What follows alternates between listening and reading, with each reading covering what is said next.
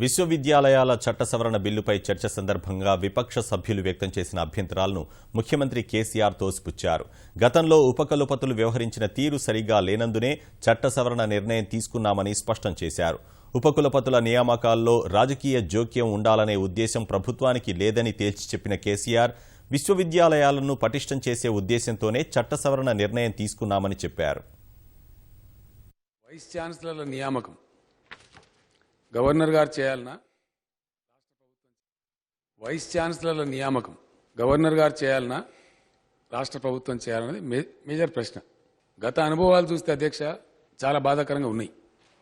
సాయంత్రం దీపోయే టైంలో ఉదయం 300 మందిని అపాయింట్ చేసిపోయినారు అధ్యక్ష. పరిస్థితి ఏంటంటే యూనివర్సిటీలలో నిధులు తగ్గిపోయి రిటైర్డ్ ఉద్యోగస్తులు అక్కడ పెన్షన్ ఇవ్వలేని పరిస్థితి, రీసెర్చ్ స్తంభించిపోయిన పరిస్థితి. అటువంటి టైంలో కానీ ఇంత దిగజారిపోయి ఆ ఉద్యోగాలు దానిలో కరప్షన్ చోటు చేసుకోవటం, ఒక యూనివర్సిటీలో 300 మంది, ఇంకో యూనివర్సిటీలో 370 మంది, ఈ విధంగా ఇష్టారీతిగా అపాయింట్ చేసిపోయినారు. దాని క్యాస్కేడింగ్ రిజల్ట్స్ ఏముంటాయి అధ్యక్ష? వాటన్నిటిని సమీక్షించిన తర్వాత నేను స్వయంగా వెళ్ళి గవర్నర్ గారిని కలిసి పరిస్థితులు ఈ విధంగా ఉన్నాయండి, మేము కొంత యూనివర్సిటీలను ఒక చక్కదిద్దే పరిస్థితులు ఆలోచన చేస్తూ ఉన్నాం, కాబట్టి దీన్ని మీరు సహకరించాలంటే వారు కూడా పెద్ద మనసుతో అంగీకరించిన తర్వాత వారి కన్సెంట్తోని ఈ నిర్ణయం తీసుకున్నాం. అక్కడ ఉన్న దేవుని తీసేసి ఇంకేదో పెడుతున్నాం, అక్కడ దేవుళ్ళే ఉండుంటే బాధలేదు అధ్యక్ష. అట్లా లేకుండా వాళ్ళు ఇంకో రకంగా తయారైనారు కాబట్టి ప్రభుత్వానికి ఆలోచన వచ్చింది. ఒకటి. రెండవది, గవర్నర్ గారు కూడా రాష్ట్ర క్యాబినెట్ ఏది చెప్తే దాన్ని ఆమోదిస్తారు తప్ప వారి in the name of governor అంటాం.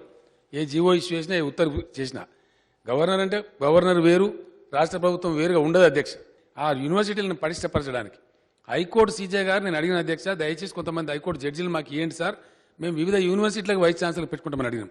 కాబట్టి అట్లాంటి గొప్ప వ్యక్తులను పెట్టుకొని చాలా గొప్పగా వాటిని తీసుకుపోదామని ఉద్దేశం తప్ప వేరే ఉద్దేశం కాదు. కేంద్ర ప్రభుత్వంలో కొన్ని పోస్టులు, ప్రత్యేకమైనటువంటి పోస్టులు నియమించవలసి వచ్చినప్పుడు అపోజిషన్ లీడర్ గారిని కూడా దాని కమిటీలో వేసినారు. We are also ready sir. ఈ వైస్ ఛాన్సలర్ నియామకంలో అపోజిషన్ లీడర్ గారి స్థానం ఉండాలి, ఒక కమిటీ వేద్దాం, కమిటీలో అపోజిషన్ లీడర్ గారు ఉండాలంటే government is offering, we are, మాకేం దురుద్దేశం లేదు.